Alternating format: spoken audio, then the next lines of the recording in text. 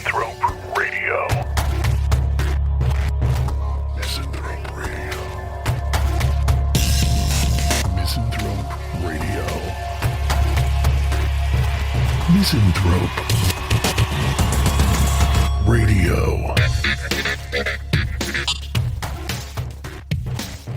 I fucking hate Corky. You don't know who Corky is. Why would you? Corky is a guy who is rapidly becoming my arch nemesis. If it's possible to have an arch nemesis who is a piece of shit convenience store worker. Not that all convenience store workers are pieces of shit. Let me qualify that a little bit. But this guy's a piece of shit. He's a standard issue fucking best job he can get as a cashier at a fucking gas station shitbag. And I can't fucking stand him. And it's not his job. It's not even really his appearance, although his appearance is a symptom of the larger problem of who Corky is at his fucking core. First of all, in fairness, I think it is important to note that his name may or may not actually be Corky. I don't know, because he's so unprofessional and he's such a fucking bad employee, he can't even be relied upon to wear a fucking name tag. Okay? Corky fucking sucks. So I've named him Corky. And I've actually called him Corky a couple of times, but I'm not sure he's intelligent enough to realize that in me calling him Corky, I am insulting his fucking intelligence. You know who he looks like? Let me just set the fucking stage. Hold on. I'm getting off on a fucking tangent, and I'm not going to properly tell the story. Corky works at a gas station just down the road from my house. It is unfortunately located on my way to the job and on my way back from the job. And Corky works the afternoon/evening shift at the gas station. Now, why do I stop there? If Corky gets on my fucking nerves, you may be asking. Obviously, Corky's on my nerves without any backstory other than what I've given you. You know that I fucking don't like Corky. A first clue might be when I fucking let off this bit by saying I hate Corky. So why do I stop there?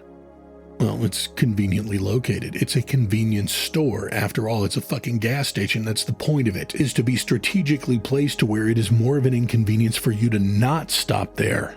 Well, good job, Casey's. You fucking hit the nail on the head. I cannot possibly drive to my house from my job without driving by that store, and it's just too conveniently located to not stop in. The afternoon/evening shift happens to be staffed by the absolute dregs of fucking local society. As you may imagine, the decent convenience store workers work the day shift. The ones who are presentable, affable, friendly, the ones who you can reasonably rely upon to return your credit card to you if you were to be absent-minded enough to accidentally leave it there. Those people work during the day. The night shift at the local fucking gas station, not so much. The night shift is staffed with the best of whomever they can fucking get. See where I'm going with this? Corky is their ringleader. Corky is a stereotypical, standard issue, fucking early 40s, down on his luck, slovenly fucking pockmarked face, piece of shit motherfucker. Credit score of 5-12, lives with his mom because he just got out of the fucking can, walks to work unless he finds a fucking bicycle to steal from someone, teetering on the edge of mental retardation. Okay, let me qualify that statement real quick. In the abstract, I don't have a problem with people of low IQ. Why would I? The world needs ditch diggers and Jiffy Lube fucking techs, right? The world needs gas station attendants. The world needs the guy who fucking does the landscaping and washes the fucking parking lot at McDonald's. The world needs those people. I don't have any problem with low IQ people. However, low IQ people who are also assholes, they fucking bother me. And Corky is an asshole. He may be the prototypical low IQ asshole. He may be the template that all low IQ assholes strive to become one day. Corky's a fucking dick, and he's dumb. My first altercation with Corky happened after a particularly trying day at the job. I walk in there, I get a text order from the fucking people at the house, will you please pick up this, and this on the way? Well, the gas station is conveniently located. Again, good job, Casey's. So I whip in there real quick, and I've got an armload of stuff. I set it down on the counter. Corky is leaning on one elbow with his fucking stupid small carnival worker fucking hand pressed to the side of his pockmarked, sweaty, fucking pasty face. He looks at me with those fucking dead, drug-abusing eyes and just starts scanning. No greeting, nothing. Which, again, I'm about. Don't hit me with your small talk. Fuck you and your small talk. But this is where Corky and I ran into problems. I had like 17 items. I don't know if it was that many. I had like legitimately 9 items. And I looked at him and I was like, hey man, can I get that in a bag? And he just looked at me and rolled his fucking eyes like I had just asked him to build the Great Wall. Well, that particular day, I had had enough of conforming to societal norms, and I looked at fucking Corky right in his dishonest fucking pissy eyes. Oh, I'm sorry, my bad. Is bagging shit up outside of your job description? Should I just fuck off and do it myself? And he just looked at me startled, stunned. No one had ever bothered to push back on Corky's fucking passive cuntiness like this. You could tell. It's like somebody had slapped him in the face. And I said, well, never mind, Corky. I'll bag the shit up myself. And he starts putting the stuff in the bag. And I said, you know, bro, if you don't like your job, there's probably other jobs you can get. Your job is literally to check stuff out, make sure the cigarettes are stocked, and put shit in bags. And then I left. Well, today I went back. Corky was there as usual. I walked in the door, he looked up at me, visibly stiffened, and then went back to doing a piss-poor job at customer service. I ran through the building real quick, got the few items I needed, and then walked up and presented them politely, if silently, to Corky. Corky looked up at me with those fucking dead might actually suck dick for rock eyes and slapped open a plastic bag. That's all it took. I gestured to the hat on top of his head and I said, Deadpool hat, huh? That checks out. He goes, what do you mean by that? I said, well, it's generally understood that only fucking losers wear Deadpool gear, dude. His mouth just dropped open in shock. He goes, what? And I said, Deadpool fans are 100% of the time losers. Just understand that. You're wearing Deadpool gear. It is advertising to everyone who comes in this store that they're being served by a fucking loser. I'm letting him have it here. I'm really fucking giving it to Corky because I fucking hate Corky. I fucking hate Corky. I fucking hate him. I fucking hate Corky. I hate Corky and everything he fucking stands for. With his fucking pockmarked face and he's missing half of a fucking eyebrow, probably from a fucking motorcycle wreck. That fits the bill. Tattoos on his fucking neck, gnarled ass goddamn fingers, collapsed fucking veins, lackadaisical fucking attitude, look on his face like I should just be happy he fucking showed up to work today. Fucking Corky. Sloppy, slovenly fucking dressed, disgusting fucking gut hanging over the top of his fucking beltless pants. Corky. Standard issue, classic fucking piece of shit. Fuck Corky. I'm really letting him have it today. So, anyway.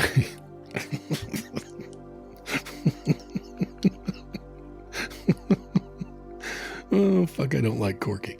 So, back to the story. I said that, bit about being a fucking loser if you're wearing Deadpool gear. And I said, now don't get me wrong, Corky. And he kind of stiffens. And you can tell he's wanting to interject that his name is not Corky. I can't stress that enough. I don't know if his fucking name is Corky or not, but in my mind, that's what I've named him. Corky. You know who he looks like? You know who he looks like? Pause the fucking story. Light bulb. Corky looks like this guy. Just watch yourself. We're wanted men. I have the death sentence on 12 systems. Corky looks like this guy from Star Wars Episode 4 in the cantina scene. That is almost exactly what Corky looks like. That is Corky. Holy shit, that may actually be Corky's dad. Anyway, just to put a vision in your mind, this guy from Star Wars Episode 4 in the cantina scene, I have the death sentence on 12 systems, is the spitting image of Corky, or I guess I should say that Corky is the spitting image of the guy from Star Wars. Okay, reining it back in here. I said all that shit about, being a loser if you're wearing Deadpool gear. And then I called him Corky, and he opened his mouth I could tell he was opening his mouth to tell me his real name. I don't want to fucking know your name, Corky. I'm perfectly happy with thinking that your name is Corky in my fucking mind for the rest of my life. Corky, I don't want you to get it fucked up. You're not a loser because you wear Deadpool gear. No, taking off the Deadpool gear is not going to make you less of a loser. What I'm saying is that you're a loser, so of course you have some Deadpool gear. Okay, are we done here? And then I grabbed my shit and I walked out the door. Well, fast forward to me being in the parking lot, and I am there putting antifreeze in my aging and not very mechanically sound pickup truck. And I hear an "excuse me" behind me, and I turn around and it's Corky, and he's there with a trash bag. Could have just as easily been a shotgun. By the way, I don't want you to think that that was lost on me. He's there with a trash bag, and he's getting ready to change the trash out by the gas pumps. And he goes, "Excuse me." I turn around, I was like, "What's up, man?" He goes, I gotta say, I think you and I've gotten off on the wrong foot. I was like, "Oh shit, okay." So I set down my antifreeze and started to listen to Corky. He goes, "I hate this fucking job. I hate it." He goes, "But part of my deal with the government is I have to hold a job down, a specific job that they got me for a specific number of months until I'm free to pursue my own profession.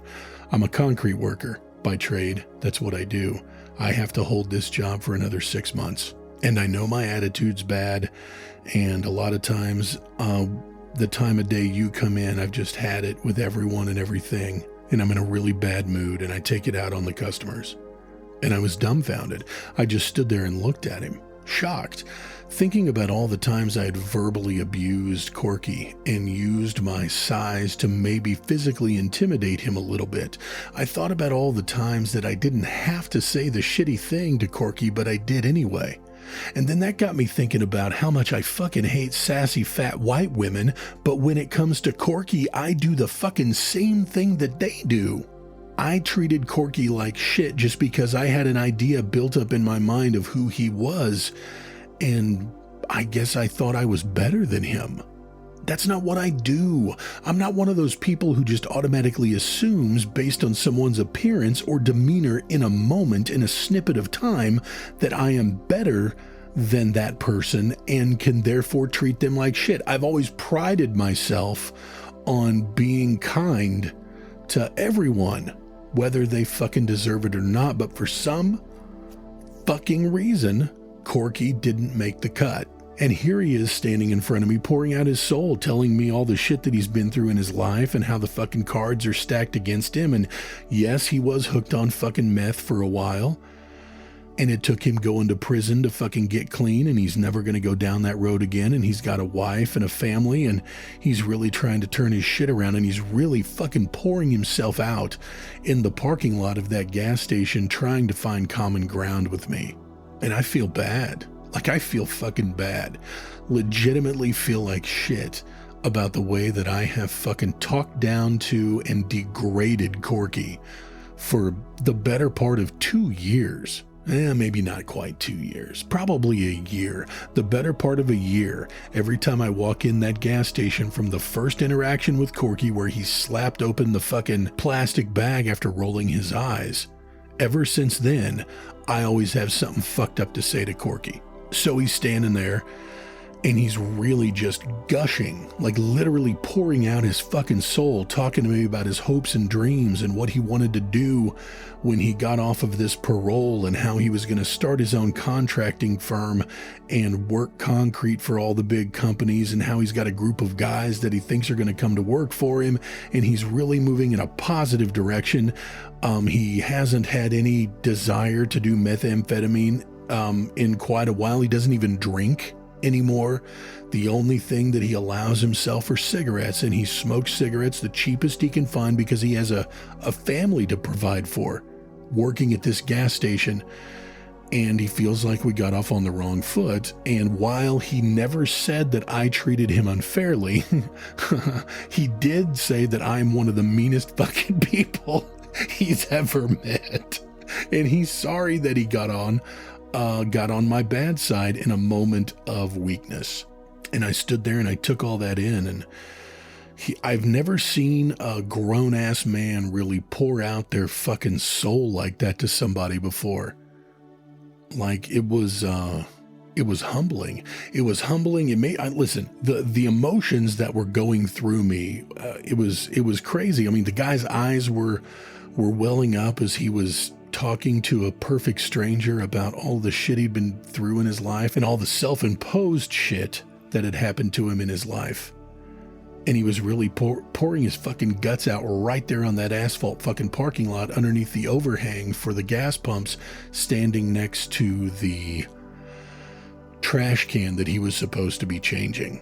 The emotions I was feeling shame and regret and chastising myself for being just like those fucking sassy fat white women who scream at fucking, grocery store clerks. Like I literally did the same thing as those fucking giant behemoth fucking wreck shop bitches. So anyway, after his monologue and we're standing there's a brief moment of silence. He introduces himself as Steve. I introduce myself as Lorenzo, and then he pauses like he's expecting me to literally come forth with the apology for the way I've treated him over the better part of the last year. And I just looked at him and I said, when you first started talking to me, I thought that you were being a pussy. But then as you kept on going, it was confirmed. Your vagina has left a snail trail all over this parking lot. You're probably going to have to clean up. Then I got in my truck and went home. The moral of that story is, don't be a bitch. Segment 2. I use YouTube the way most guys use Walmart.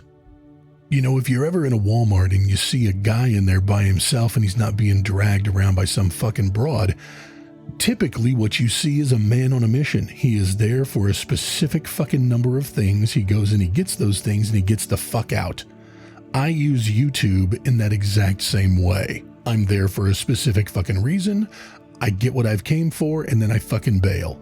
For example, the last time I was on YouTube, I was looking at oil pan gasket replacement process for my 1994 F-150. As it turns out, step number 1 is remove a motor mount. Okay, well, I'm out on that.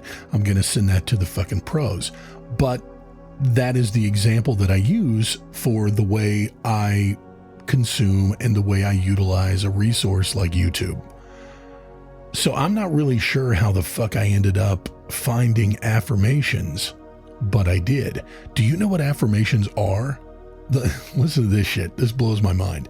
If you go to YouTube and you punch in affirmations, you are going to be bombarded with videos of people talking over the top of soothing music, much like I'm doing here, except they're not saying hateful shit or they're not just fucking chatting you up. What they're doing is they're giving you hour-long sessions of confidence-boosting shit. It absolutely blew my mind. Like, who would consume this horse shit? But apparently people do, to the tune of 25 to 30 million views on some of these fucking videos. Now, I did the math based on easily Googleable information as to how much revenue a run-of-the-mill affirmation video is going to generate from YouTube ads or views. I don't understand exactly how it works, but based on ad revenue algorithms or some shit, a YouTube video with 10 million views will have earned anywhere between $25,000 and $53,000 fucking dollars over the course of its run on the platform. The fuck? I mean, that's serious money. And some of these people there's this one lady in particular, and I'm not going to fucking look it up because I don't care that much, but there's this one lady in particular who has a series of these affirmation type videos. I think her biggest video is 27 million views. The smallest video of hers that I saw had like 8 million views. Jesus fuck, that's a full-time job. That's a full-time job making comfortable fucking money.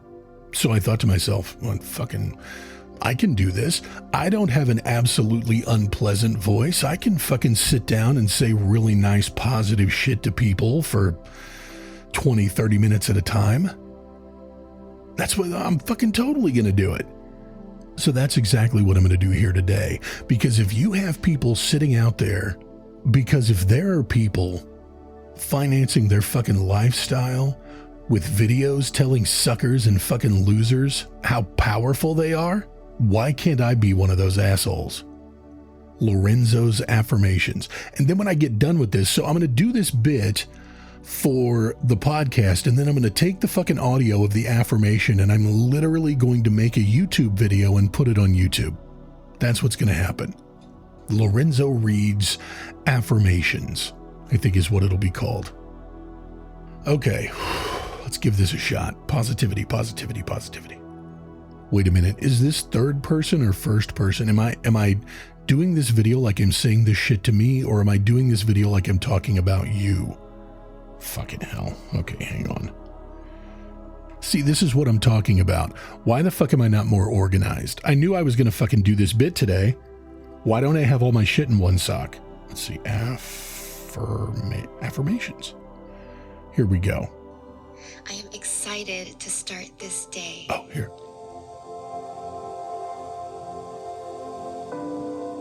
I am motivated and ready to achieve my goals. Okay, so that's it. So it's first person. It's, I will be saying the affirmation and then pausing, trusting that you will then say the affirmation after me, this fucking self-helpy shit. Okay, let's fucking do it. Positivity, positivity, positivity. Good morning, cunt. Fucking I had to get it off my chest. Okay, now, okay, let's get serious.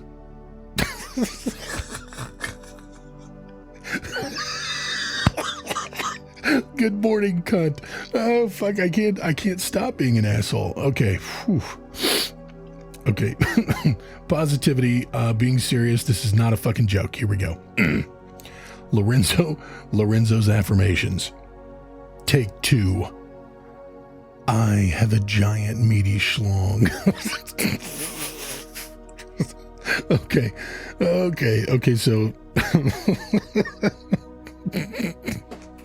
fuck, I need to listen to more of these affirmations because I'm sitting here and all I can think of are is fucking ridiculous shit. Okay, now stop fucking around. We're gonna do this for real now.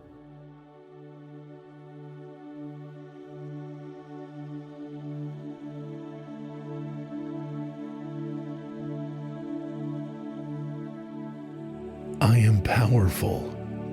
I am powerful. I am smart enough. I am smart enough. I am good enough. I am good enough. I can do anything I choose. I can be anyone I want. I have the ability to make it happen. Negativity has no hold over me. The negativity of others, or the negativity that I feel within myself. So what if I live in my mom's basement? I can be anything I want to be. So what if I have 4 ingrown toenails? I can run that marathon. It doesn't matter. That's what I'm trying to say. Nothing matters but my own vision. The vision that I have for myself and of myself. It doesn't matter that everyone in the community knows that I pick my nose and eat it while driving. It doesn't matter. The only thing that matters is how I feel about myself. And I'm powerful. God damn it. I'm one of the realest motherfuckers around. So what if my ass smells like sour milk? The vision that I have for my future is clear. So what if babies cry when they see my grotesque form and my giant sausage fingers reaching towards them to give them a coochie coochie coo?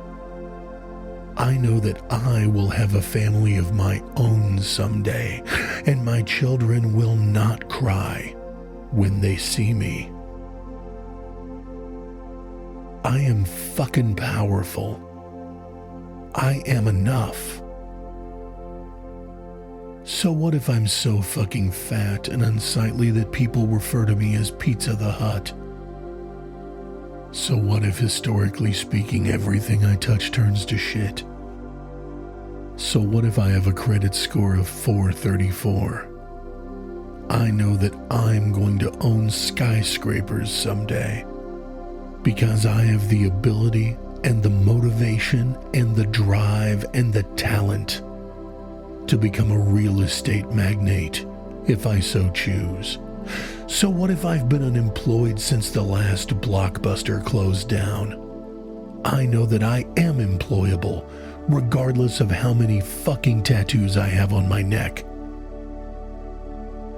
So what if I've never gotten pussy for free? I know that I could attract any woman I want with my sheer personal magnetism. I know that because I am fucking powerful. So what if I shart weekly? So what if I'm incontinent? So what if I have a gland issue that makes me smell like salami? The people who don't like me weren't worth my time anyway, because I'm powerful. Mom says I'm a catch. So what if I don't make it to the bathroom on time? I keep trying, don't I? Don't I wake up in the night and keep trying? I'm a modern success story. As long as I quit drinking Kool-Aid by 8 p.m., I won't pee the bed. And one day, I'll never pee the bed again because I am fucking powerful. I'm the real deal. You're talking to the Rolex wearing, diamond ring wearing, jet flying, kiss stealing, wheelin' dealing son of a gun. And I'm having a hard time keeping these alligators down. All the women want to come ride Space Mountain, including that fat one right there. 'Cause I kiss all the girls and make them all cry. I'm so fucking powerful. I'm so fucking needed. I am enough. I am not too much. I can be anything I want to be. I have the ability to rise to new heights previously unknown by humanity. So what if I have boils on my back? None of that matters. What matters is my vision, my sense of power, my sense of well-being, and my confidence in knowing where I'm going and how I'm going to get there. Even though I don't know how I'm going to get there. I've been working at a gas station and recently got fired because they accused me of stealing beef jerky. So what if all I care about is Pokemon right now? So what if I've been known to suck dick behind the Little Caesars to get the pizza they're gonna throw away? A man's gotta fucking eat, but it's not always gonna be this way. I know that. Because I have confidence in myself and my own abilities. I'm gonna be somebody. There's nothing I cannot do except manual labor. I can't do manual labor. Oh, and I can't work more than 6 hours a day. That's just too much. Oh, and I can't really walk that far. Oh, and I can't stand to have lunch that isn't SpaghettiOs. Oh, and I can only work between the hours of noon and 6 p.m. because I'm really not trying to wake up early. And if I work too late in the day, I'll miss all my programs. Oh, and I can't work Saturdays because that's when I play Fortnite with all my online friends. Oh, and I can't work Sunday because I have church. I don't really go, but I have it. And I remember the Sabbath day to keep it holy. That's one of the commandments. But I can fucking do anything that I want to do, and I can be successful. There's no limit to my potential, and there's no heights that I can't rise to if I'm only given an opportunity to show exactly what I can do. Like, I can have one of those office jobs. I can have one of those jobs where you sit around and think. Except I have to have at least 45 minutes during a workday to kind of decompress. Oh, and I don't like it when people tell me what to do. I can't function in that environment. But if you need a captain of industry, I'm your guy. I have the ability, the wherewithal, and dare I say it, the moxie. I have the moxie to be a captain of industry. As long as you don't ever tell me what to do. I just can't. I can't deal with that. I can't deal with that. And I shouldn't have to. I shouldn't have to deal with it because I'm fucking powerful. Okay? I'm powerful. And I am a fucking winner. I'm a winner. Mom says I'm a catch. I'm going to say it again. Mom says I'm a fucking catch. She knows. My mom knows. My fourth dad believed in me too, okay? The fifth one, not so much. The sixth one, the jury's still fucking out on that. But the fourth one thought I was just as powerful as anyone else. And he believed in me too. His name was Eric. And Eric knows people. He knows people inside and out. He's been the most successful tech at the fucking Jiffy Lube for 15 years. Eric knows. So I'm powerful, and I can do anything, except don't ask me to check email. I don't know what it is. Email fucking confuses me. If you need me, you call me or shoot me a text, and I will be powerful as fuck on the text or on phone calls. But emails, I can't ever find emails when people send them to me. I don't, it's the way that they get categorized and stacked. I can't fucking figure it out. But if I really wanted to, I could fucking figure it out. Don't get that fucked up. I could figure out email if I needed to because I'm fucking smart. Make this part of your everyday, either in the morning for 20 minutes a day, or listen to me when you go to sleep, and I will give you all the affirmation you can handle and all the affirmation you need to grow into the person that you can be. Join me again soon for more Lorenzo Reed's Affirmations. And there we go. I finally got through it. Lorenzo's Affirmations. Be looking for it to pop up on YouTube. I'm going to slap some fucking video on it and post it to YouTube just as soon as I can. And I will be anxiously awaiting all of that fucking ad revenue to start rolling in. Anyway, do a brother a favor. Head over to fucking YouTube and look at my affirmation video, Lorenzo Reed's Affirmations. Put it on repeat or some shit like that. My truck's 31 years old. Well, that's just about going to do it for this episode of Misanthrope Radio 2.0. Thanks for listening. Tell a friend. Leave a review. I hear that they're important. All right. Well, until next time.